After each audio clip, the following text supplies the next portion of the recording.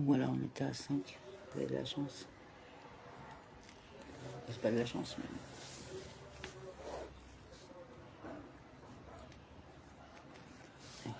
Oui, le hasard n'existe pas. Mais bon. Alors, DAF 5a, Shabbat. Rabbi Yehuda, Nassi de Morbeni, ne l'a jugé responsable que dans le domaine privé couvert avec un toit. Comme on dit, la maison est considérée comme pleine. La maison entière, avec tout son espace, est considérée comme une unité. Et chaque partie de celle-ci est considérée comme si elle était remplie d'objets réels. Par conséquent, un objet traversant la maison est considéré comme s'il atterrissait sur une surface réelle d'au moins 4 largeurs de 4 mains. Toutefois, dans un domaine privé qui n'est pas couvert, Rabbi Yehuda Nassi de Morbeni ne le juge pas responsable. Et si vous dites, ici aussi, notre Mishnah parle d'un domaine couvert et dont le levage et le placement sur la main sont considérés comme s'il était effectué dans un endroit qui est à 4 largeurs de main. Certes, dans un domaine privé couvert, le fait de soulever et de placer dans une main est considéré comme s'il était soulevé et posé sur une superficie de 4 largeurs de main sur 4. Mais dans un domaine public couvert, est-il responsable du tout? Rav Shmuel Bar Yehuda de Morbeni n'a-t-il pas dit que Rabbi Abba de Morbeni a dit Rav Una de Morbeni a dit que Rav a dit. Celui qui transporte un objet de 4 coudées d'un endroit à l'autre dans un domaine public couvert, même s'il transfère un objet de 4 coudées dans le domaine public, est comme effectuant d'un domaine à un autre et interdit par la loi de la Torah. Dans ce cas, il n'est pas responsable. La raison en est que le domaine public couvert n'est pas semblable aux bannières du désert, c'est-à-dire à la zone dans laquelle passaient les bannières des tribus d'Israël, dans le désert. Les travaux interdits le Shabbat dérivent des travaux qui ont été effectués lors de la construction du tabernacle pendant le campement d'Israël dans le désert. Et le désert n'était certainement pas couvert. Par conséquent, même selon l'avis du rabbin Yehuda Nassi de Morbeni, il est impossible d'expliquer que notre Mishnah fasse référence au cas d'un domaine public couvert. Au contraire, Rabbi Zerach de Morbeni a dit, il doit y avoir une source différente pour notre Mishnah. Quelle est l'opinion de notre Mishnah? Cette opinion d'Areim, telle qu'elle a été enseignée dans une Beretta. Areim dit, de Morbeni, celui qui s'est tenu à sa place le Shabbat, et a reçu un objet qui lui a été lancé d'un autre domaine. Celui qui a lancé l'objet est responsable du travail interdit de l'exécution, alors qu'il soulevait et plaçait l'objet. Cependant, si celui qui a reçu l'objet s'est déplacé de sa place, a couru vers l'objet qu'il a reçu dans sa main, lui, celui qui l'a lancé, est exempté. En effet, même s'il a accompli un acte de levage, le placement de l'objet a été facilité par l'action de celui qui l'a reçu, et donc celui qui l'a lancé n'a pas accompli l'acte de placement. En tout cas, selon l'avis d'Areim, de Morbeni, s'il se tenait à sa place et recevait l'objet, celui qui l'avait lancé était responsable. N'exigeons-nous pas de les placer sur une superficie de 4 largeurs de main sur 4. Il n'y en a pas dans ce cas. Au contraire, concluez-en certainement que selon Areim de Morbeni, nous n'avons pas besoin d'une superficie de 4 par 4. La Gemara rejette ceci. Ceci n'est pas une preuve. On pourrait dire c'est peut-être spécifiquement pour le placement qu'on n'exige pas une surface de 4 par 4. Cependant, pour le levage, nous avons besoin d'une superficie de 4 par 4 afin de la considérer comme significative. Et en ce qui concerne également le placement, on pourrait dire peut-être que cela a été fait de manière à ce qu'il étende les coins de son manteau et le reçoive. Donc dans ce cas, il y aura aussi un placement sur une surface de 4 par 4. Il n'y a donc aucune preuve ici. Rabbi Abba de Morbeni a dit, notre Mishnah parle d'un cas particulier où il a reçu, c'est-à-dire soulevé, l'objet qui était dans un panier, terrascal, et l'a placé au sommet d'un panier. Dans ce cas, le placement est également effectué dans une superficie de 4 largeurs de main sur 4. La Gemara demande, n'a-t-il pas été enseigné dans la Mishnah sa main? Alors, comment dire qu'il a reçu dans un panier? La Gemara répond, modifie le texte de la Mishnah et enseigne le panier dans sa main. La Gemara s'interroge à ce sujet. Certes, lorsque le panier était dans le domaine privé, mais s'il s'agissait d'un panier placé dans le domaine public, ne devient-il pas immédiatement du domaine privé? Vraisemblablement, le panier est à 10 palmes au-dessus du sol, et sa surface a la taille requise pour créer un domaine privé. Puisque ce n'est pas l'explication donnée, disons que c'est une preuve que notre Mishnah n'est pas conforme à l'opinion du Rabbi Yosei de Morbeni, fils de Rabbi Yehuda de Morbeni, comme cela a été enseigné dans une Beretta. Rabbi Yosei de Morbeni, fils de Rabbi Yehuda de Morbeni, dit, celui qui a enfoncé un bâton dans le sol, dans le domaine public, il a suspendu un panier et a jeté un objet du domaine public, et celui-ci a atterri. Il en est responsable parce qu'il a jeté du domaine public dans le domaine privé. Étant donné que la surface du panier mesure 4 largeurs de main sur 4 et qu'il se trouve à 10 largeurs de main au-dessus du sol, il est considéré comme un domaine privé. Même si le bâton qui sert de base à ce panier n'a pas 4 largeurs de main, puisque le panier est aussi large. Nous considérons que les côtés du panier descendent en ligne droite. Par conséquent, une sorte de pilier d'un domaine privé se constitue dans le domaine public. Notre Mishnah n'est pas conforme à l'opinion de Rabbi Yosei de Morbeni, fils de Rabbi Yehuda de Morbeni, comme si elle était conforme à l'opinion de Rabbi Yosei de Morbeni, fils de Rabbi Yehuda de Morbeni. Dans le cas où le propriétaire de la maison a tendu la main à l'extérieur et a placé un objet dans le panier, dans la main du pauvre, dans le domaine public, pourquoi est-il responsable? Selon lui, le panier est considéré comme un domaine privé et lui, le propriétaire de la maison, ne fait que passer dans le domaine privé en domaine privé.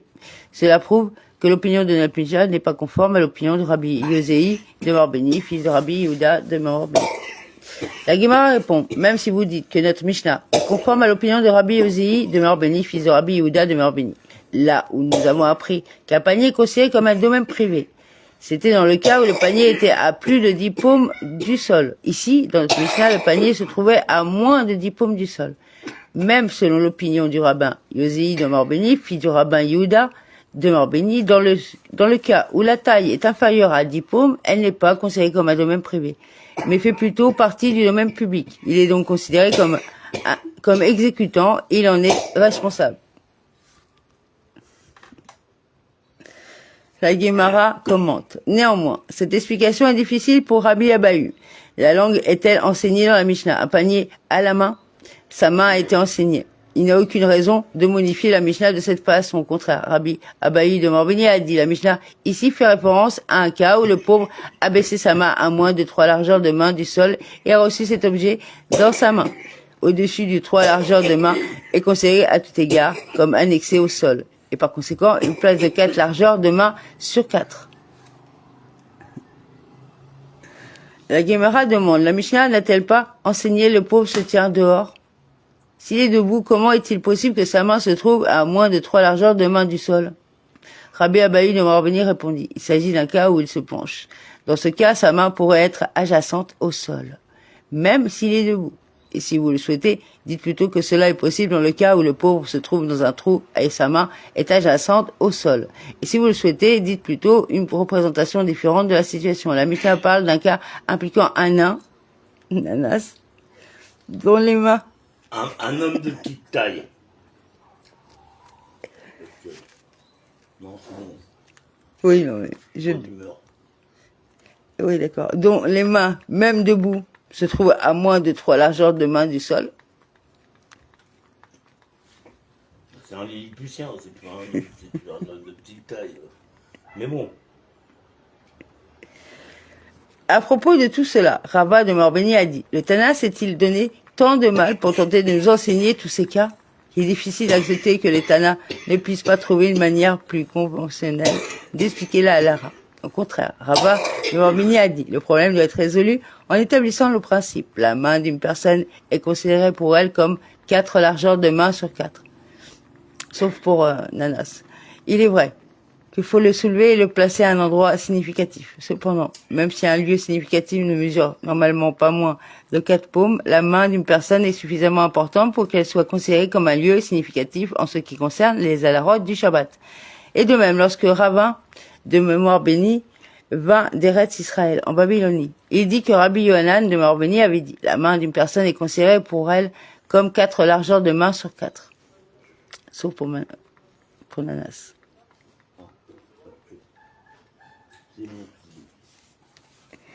Rabbi Avin de Morbeni a dit que Rabbi Elaï de Morbeni a dit que Rabbi Yohanan de Morbeni a dit, celui qui a lancé un objet et qui est tombé dans la main d'un autre qui est dans un domaine différent est responsable. La Gemara demande, que nous enseigne-t-il? Quel principe alarique est véhiculé à travers cette déclaration? Est-ce que la main d'une personne est considérée comme 4 par 4 pour elle? Rabbi Yohanan n'a-t-il pas déjà dit cela une fois? Pourquoi était-il nécessaire de le répéter, même dans un contexte différent? La Gemara répond, il est nécessaire d'enseigner également la halara citée par Rabbi Elaï de Morbeni de peur que vous ne disiez que ce principe selon lequel la main d'une personne est significative ne s'applique que là où il estime lui-même que sa main est significative en soulevant ou en recevant un objet avec sa main.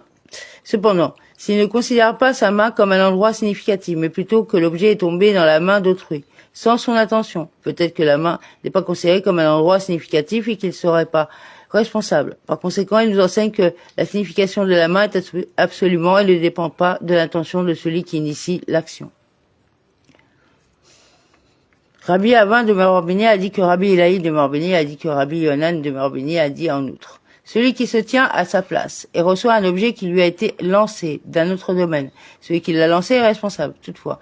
S'il s'est déplacé de sa place et a ensuite reçu l'objet, celui qui l'a lancé est exempté. Cela a été également enseigné dans une Beretta. Aréim de Merorbini dit, s'il se tient à sa place et reçoit dans sa main l'objet lancé d'un autre domaine, celui qui l'a lancé est responsable. Et s'il a quitté son lieu et l'a reçu, il en est exempté. Le rabbin Yohanan de Merorbini a soulevé un dilemme connexe. Celui qui a jeté un objet d'un domaine et s'est déplacé de sa place et a couru vers un autre domaine et a ensuite reçu le même objet dans sa main dans le deuxième domaine. Quel est son statut juridique? Baseball.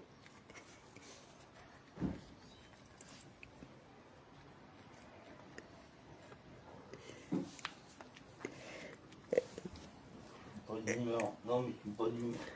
Pour clarifier la question, la Gemara demande, quel est son dilemme? Une seule personne n'a-t-elle pas effectué un acte complet de levage et de placement? Ravada de Bar Ava de Merorbini a dit, son dilemme concernait deux forces en une seule personne. Le rabbin Yohanan de Merorbini a soulevé un dilemme concernant celui qui accomplit deux actions distinctes plutôt qu'une seule action continue. Est-ce que deux forces chez une personne sont considérées comme une seule personne et elle est responsable? Ou peut-être qu'ils sont considérés comme deux personnes et qu'il en est exempté. Ce dilemme n'est toujours pas résolu et il faut donc le laisser tel quel. Rabbi Avin de Merorbini a dit que Rabbi Yohanan de Merorbini a dit, s'il a apporté sa main dans la cour d'un autre et a reçu de l'eau de pluie qui est tombée à ce moment-là dans sa main et l'a emportée dans un autre domaine, il est irresponsable. Rabbi Zera de Merorbini objecte à ceci. Quelle est la différence pour moi si son ami le charge d'un objet, c'est-à-dire que son ami lui met un objet dans sa main? Et quelle est la différence pour moi si le ciel le charge d'eau de pluie? Dans aucun des deux cas, il effectue un acte de levage. Pourquoi alors serait-il responsable de l'exécution du domaine en domaine? La Gemara répond, ne dites pas, il a reçu de l'eau de pluie, ce qui indique qu'il a reçu passivement l'eau de pluie dans sa main. Lisez plutôt, il a activement collecté l'eau de pluie dans sa main, ce qui équivaut à la soulever. La Gemara demande devenir responsable, ne faut-il pas soulever le véhicule d'un niveau de 4 paumes? Et dans ce cas, il n'y aura pas. Comment dès lors serait-il responsable? Rabbi Iya de Merorbini, fils de Rab Huna de Merorbini, a dit, c'est un cas où il a collecté l'eau de pluie du sommet sur le côté du mur. Alors, il l'a soulevée d'un endroit important. Il s'agit donc d'un acte de levage, il en est responsable. La question de la Gemara, au sommet du mur aussi, la pluie ne s'est pas arrêtée, au contraire, elle coulait immédiatement et continuellement. Si le levage ne s'est pas fait du tout depuis le mur, la Gemara répond, comme Rava de Merorbini l'a dit dans un autre contexte, selon lequel le cas implique un mur incliné. Ici, aussi le cas implique un mur incliné. La Gemara demande, et où cette déclaration de Rava de Merorbini a-t-elle été déclarée? Il a été dit à propos de ce que nous avons appris dans une Mishnah. Alors, Daf 5b. Alors, celui qui lisait un livre sacré sous forme de rouleau pendant Shabbat, sur un seuil large et élevé, le livre roulé de sa main à l'extérieur et dans le domaine public, pour rouler le sur lui, puisqu'une de ses extrémités est encore dans sa main. Cependant, s'il lisait sur le toit, qui est un domaine privé à part entière, et que le livre roulait de sa main, tant que le bord du livre n'atteignait pas 10 paumes au-dessus du domaine public, le livre serait toujours dans sa propre zone. Il peut le ramener à lui-même. Cependant, une fois que le livre a atteint 10 paumes au-dessus du domaine public, il lui est interdit de le ramener à lui-même. Dans ce cas, il ne peut le retourner que sur le côté avec l'écriture, afin que l'écriture du livre soit tournée vers le bas et ne soit pas exposée et dégradée. Et nous avons discuté de cet alara. Pourquoi doit-il le retourner sur le côté avec l'écriture? Et lui est-il interdit de rapporter le livre à lui-même? Le livre ne repose-t-il pas encore sur un domaine défini du domaine public? Même s'il le rapportait, cela ne constituerait pas une levée. Et Rava de Marbeni a dit, cela fait référence au cas d'un mur incliné. Parce qu'il est incliné, le parchemin repose dessus dans une certaine mesure. Cependant, cette réponse n'est pas efficace pour expliquer le cas de la collecte de l'eau. Disons que Rava de Marbeni a dit que le statut juridique du mur incliné est différent, notamment en ce qui concerne un livre, car il a l'habitude de reposer sur un mur incliné. En revanche, l'eau a-t-elle tendance à s'arrêter sur un mur incliné? Cela continue de couler. La question de l'eau reste donc posée. Rava de Marbeni a plutôt déclaré. Ici, il s'agit d'un cas où il y a récupéré l'eau de puits au-dessus d'un trou rempli d'eau. La Gemara demande s'il a ramassé au sommet d'un trou, il est évident que cela est considéré comme un soulèvement d'un endroit significatif. La Gemara répond, ne dit pas que puisque l'eau qui descend du toit dans le trou est de l'eau sur l'eau, et peut-être cela n'est pas considéré comme un placement. Par conséquent, il nous a appris que collecter de l'eau au-dessus d'un trou rempli d'eau est considéré comme un acte constituant à soulever un objet de son emplacement. La Gemara commente, et Rava de Marbeni suit son raisonnement standard, comme Rava de Marbeni l'a déjà dit. Il est évident pour moi que l'eau au-dessus de l'eau, c'est-à-dire son placement, et soulever l'eau de là, est un acte de soulever dans tous les sens. Il est également évident que si un écrou flotte au-dessus de l'eau, cela n'est pas considéré comme son placement, et donc le soulever de là n'est pas considéré comme un acte de soulevage. Cependant, Rava de Marbeni a soulevé un dilemme dans le cas où une noix se trouve dans un récipient et que ce récipient flotte au-dessus de l'eau et que l'on a soulevé la noix du récipient. Elle se considère comme un acte de levage. Les phases du dilemme sont les suivantes. Allons-nous selon la noix et la lara est décidée exclusivement en fonction de son statut et elle est au repos dans le récipient? Ou peut-être que nous suivons le bateau et qu'il ne soit pas au repos, car il se déplace d'un endroit à l'autre à la surface de l'eau. Ce dilemme n'est pas résolu et il faut donc le laisser en place. Un dilemme similaire a été soulevé concernant l'huile qui flottait sur le vin. L'huile ne se mélange pas avec le vin. Au lieu de cela, il flotte dessus dans une calque séparée. La résolution de ce dilemme dépend d'un différend entre le rabbin Yohanan ben Nuri de Marbeni et les rabbins. L'huile est-elle considérée comme une entité discrète placée sur le vin? Ou peut-être est-il considéré comme lié au vin? Comme nous l'avons appris dans une Mishnah, l'huile qui flottait sur le vin est celui qui s'est immergé pendant la journée à toucher l'huile. Il a disqualifié seulement l'huile seule et non le vin, car il a seulement touché l'huile et l'huile ne rend pas le vin impur. Et Rabbi Yohanan ben Nouri de Marbeni dit ils sont tous deux considérés comme liés l'un à l'autre et donc ils sont tous deux rendus impurs par le même contact. La question de savoir si l'huile et le vin sont considérés comme liés est également un facteur déterminant en ce qui concerne les lois du Shabbat. Rabbi Avin de Marbeni a dit que Rabbi Elaï de Marbeni a dit que Rabbi Yohanan de Marbeni a dit celui qui se tenait dans le domaine privé ou dans le domaine public, chargé de nourriture et de boissons pendant Shabbat, et son intention était de les transporter dans un autre coin de même domaine. Si une fois a commencé à marcher, il a changé d'avis et a quitté ce domaine. Il entre et sort de domaine en domaine. Même s'il le fait toute la journée, il est exempté par la loi de la Torah de l'accomplir le Shabbat jusqu'à ce qu'il reste immobile. Déplacer l'objet n'est pas considéré comme une exécution puisqu'il n'avait pas au départ l'intention de se déplacer lui-même pour l'exécuter. Par conséquent, ce n'est qu'une fois qu'il est resté immobile que cela peut être considéré comme un placement de bonne foi et ce n'est que lorsqu'il bouge et marche par la suite qu'il engage sa responsabilité. Abbaye de Marbeni a ajouté et a dit, et c'est précisément s'il s'est arrêté pour se reposer. Alors c'est considéré comme un placement. Toutefois, s'il s'arrête pour ajouter son fardeau, cela n'est pas considéré comme un placement. La Gemara commande. D'où Abbaye est-il arrivé à cette conclusion? De ce que le maître a dit à propos des lois de portage dans le domaine public. Bien que selon la loi de la Torah, celui qui transfère un objet de 4 coudées dans le domaine public est responsable. Si pendant le transfert de l'objet, il s'arrête pour se reposer dans les 4 coudées, il est exempté. Et s'arrêtant pour se reposer, il a effectué un acte de placement au milieu du transfert, effectué un acte de placement. En conséquent, il n'a pas porté l'objet 4 coudées complètes. Cependant, s'il s'arrête pour ajouter le fardeau sur ses épaules, il est responsable car s'arrêter pour ajouter son fardeau n'est pas considéré comme un acte de placement. Cela est considéré comme une mesure nécessaire pour faciliter le maintien de ce fardeau.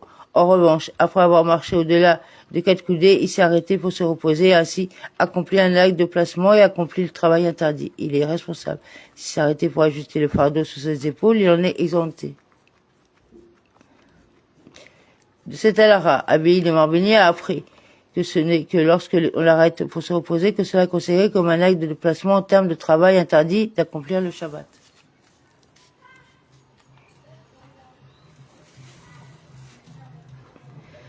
En ce qui concerne l'essence de la lara du rabbin Yohanan de Marbeni concernant l'entrée et la sortie toute la journée.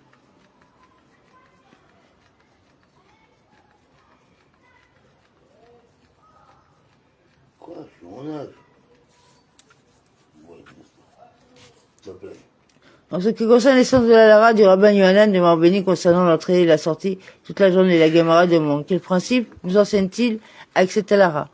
Et ce pour enseigner qu'on est exempté d'apporter un sacrifice pour le péché, pour avoir accompli le travail interdit d'exécution, le Shabbat, lorsque le fait de soulever l'objet de sa place, dès le premier instant, n'était pas dans ce but d'exécution, mais dans un autre but.